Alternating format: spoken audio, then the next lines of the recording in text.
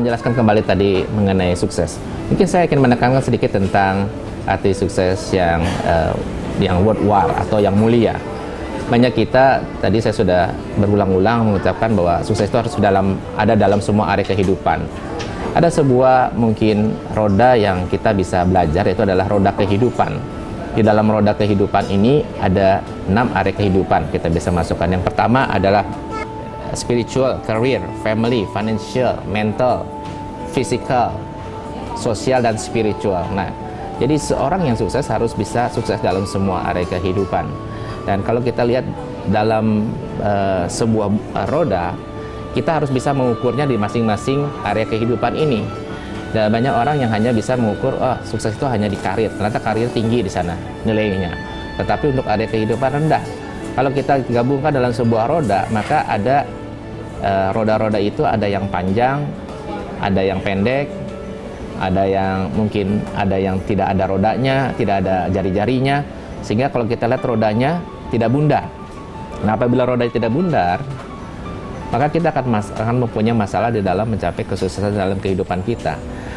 Saya banyak bertemu dengan beberapa teman-teman saya yang sukses di dalam karir, tetapi dia tidak sukses dalam bidang keluarga. Kemudian juga ada orang yang sukses dalam keluarga dan karir, tapi dia tidak sukses dalam bidang kesehatan. Jadi kita bicara sukses, kita harus bicara dalam semua aspek roda kehidupan ini.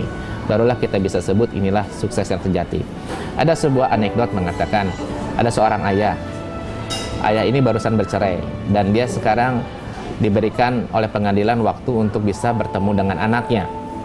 Nah, ketika dia bertemu dengan anaknya ini mengatakan sesuatu kepada ayah ini. Ayah, sekarang saya senang ayah bercerai. Ayahnya kaget. Loh, kok kenapa? Kok kamu senang saya bercerai? Karena sekarang, dulu tuh ayah tuh selalu di rumah itu selalu datang ke rumah, tetapi selalu mengerjakan hal-hal yang lain dan tidak pernah memperhatikan saya. Tetapi setelah ayah bercerai dengan ibu, malah sekarang ayah bisa memberikan 1 hari penuh waktu untuk saya bisa bertemu dengan Anda. Ayah ini syok dan mengatakan, wah, kalau begitu sementara ini kenapa dia mengalami kegagalan dalam keluarganya, karena dia sukses di dalam karir tetapi tidak memberikan waktu kepada keluarganya. Dan kemudian juga ada lagi sebuah cerita. Ada seorang anak yang kecil mengajak ayahnya untuk bermain. Ayah, mari kita bermain. Si ayahnya bilang, saya sibuk, saya lagi baca. Kan anak, kamu tahu saya lagi baca majalah, saya sedang membaca bahan-bahan yang penting buat pesan-pesan. Tapi ayah, aku pengen main. Nah, anak ini masih kecil. Akhirnya ayah bilang, oke lah, daripada mengganggu saya, mari kita membuat satu permainan. Dia kemudian ajak anak ini melihat sebuah majalah, dan majalah itu ada gambar tentang bola dunia, ya. Nah, kemudian bola dunia ini dia ambil, dia gunting menjadi puzzle.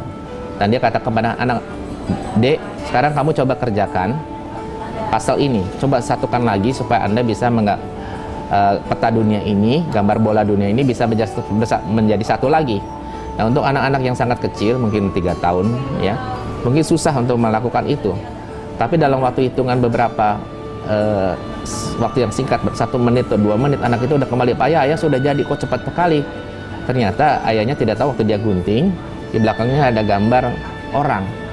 Jadi yang dilakukan adalah menempelkan orang itu, kakinya di mana, kepalanya di mana, tangannya di mana. Begitu dapat orang itu, dia balikan dapatnya dunia. Nah, ternyata kita juga yang sukses menguasai dunia, kita harus ingat ada orangnya.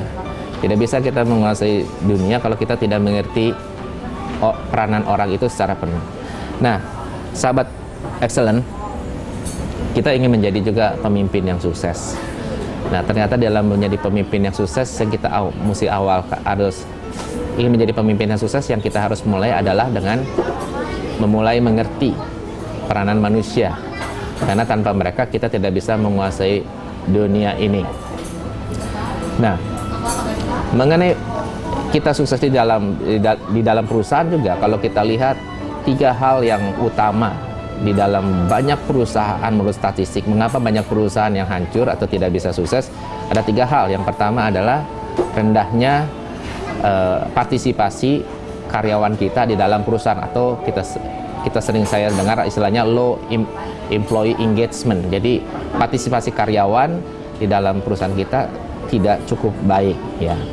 Yang kedua adalah kita seringkali mendengar banyaknya perusahaan yang kehilangan top performers-nya ya.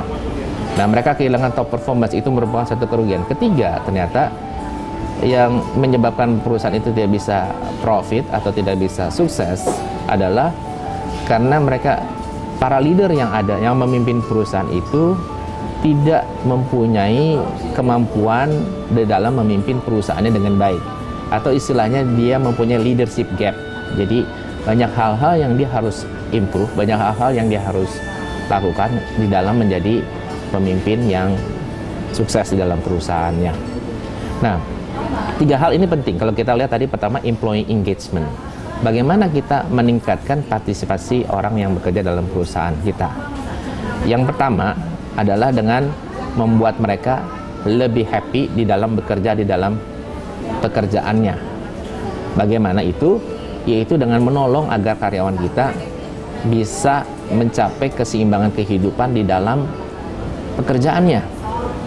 Jadi mereka harus juga diberikan juga satu kesempatan untuk bukan hanya bekerja mencari uang, tetapi juga mereka untuk diberikan kesempatan untuk mengerti mengapa bekerja di sana, apa tujuan hidup mereka bekerja di tempat itu, apa gunanya mereka bekerja di situ, dan keuntungan apa customer akan mendapatkan dengan adanya orang itu bekerja di situ.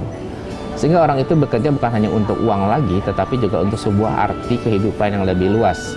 Nah, dengan itu juga maka karyawan kita akan lebih baik di dalam bekerja di tempat pekerjaan kita, lebih termotivasi dan lebih menikmati arti kesuksesan dalam bekerja itu. Bahwa dia sukses bukan hanya saja karena mendapatkan uang, tetapi kontribusi dia terhadap perusahaan juga baik. Kemudian juga dia juga mempunyai waktu kehidupan yang balance, di mana dia bisa bahagia dengan keluarganya, bisa pulang on time, atau dia bisa pulang ke rumah dan bisa mempunyai waktu yang baik dengan anak-anak dan keluarganya. Nah, itu kita masuk bagian pertama, itu employee engagement. Yang kedua adalah top performance. Nah, kenapa kita kehilangan top performance?